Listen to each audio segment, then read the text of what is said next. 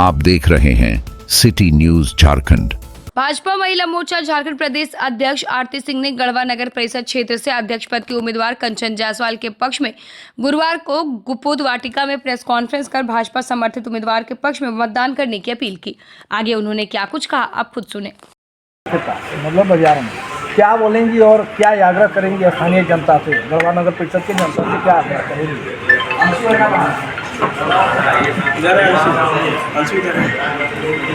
कल मुख्यमंत्री निर्मला दास का आगमन हुआ था खादी बाजार वार्ड नंबर 5 में, और वो हमारे माननीय हैं और हमारे परिवार के ज्येष्ठ और श्रेष्ठ हैं, तो हमारे पर बीच आए।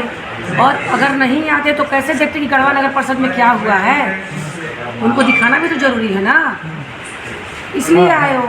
और वो मेरे लिए नहीं आए, सभी पब्लिक के लिए है, सभी जनता के लिए है कि अगर आप कंचन जी को चुनती हैं तो कंचन जी आपके बीच ये काम करेंगी।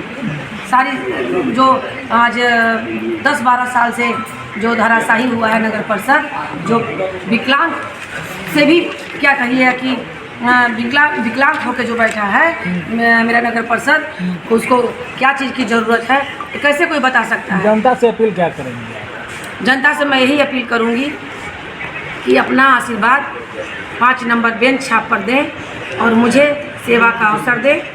धन्यवाद। जय हिंद, जय भारत।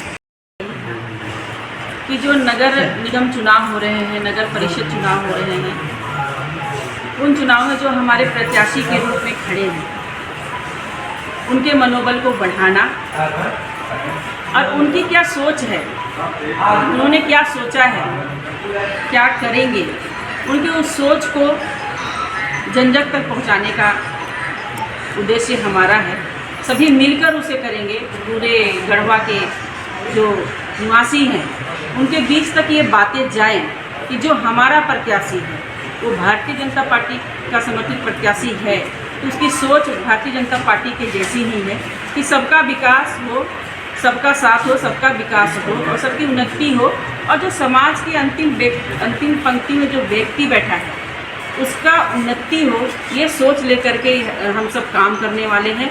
तो निश्चित रूप से जो हमारी प्रत्याशी हैं वो जीत कर आती हैं, तो ये सारा काम वो करने वाली है, चाहे वो सामाजिक काम हो, आर्थिक रूप से मजबूत करने की काम हो, चाहे वो धार्मिक रूप से हम किस तरह से काम कर सकते हैं। इसके लिए उन्होंने जो घोषणा पत्र में मैंने देखा है, तो घोषणा पत्र में ऐसे सारे विषयों को उन्होंने डाला है जो भारतीय जनता पार्टी की सोच है।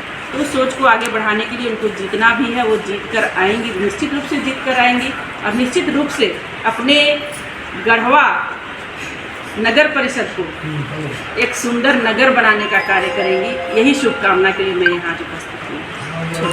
गढ़वा नगर परिषद में जिस तरह से आपके नेता हैं वो भी चुनाव मैदान में डाल सकते हैं, क्या बोले? देखिए, हम लोग इनको जान रहे हैं और हम किसी को नहीं और को नहीं जानते। क्या दो भाग है क्या? ऐसा नहीं है।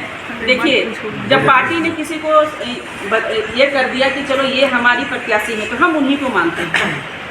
आगे अपनी मर्जी है, सभी लोग स्वतंत्र हैं चुनाव लड़ने के लिए, कोई भी लड़ सकता है, लेकिन हमें जिनको पार्टी ने जो निर्देश दिया है उसको हम मानेंगे, उससे सिवा। कुछ दिन पहले स्पष्टीकरण का भी हुआ था, लेकिन अभी तक कोई कार्रवाई नहीं हुआ है ऐसे लोगों पर।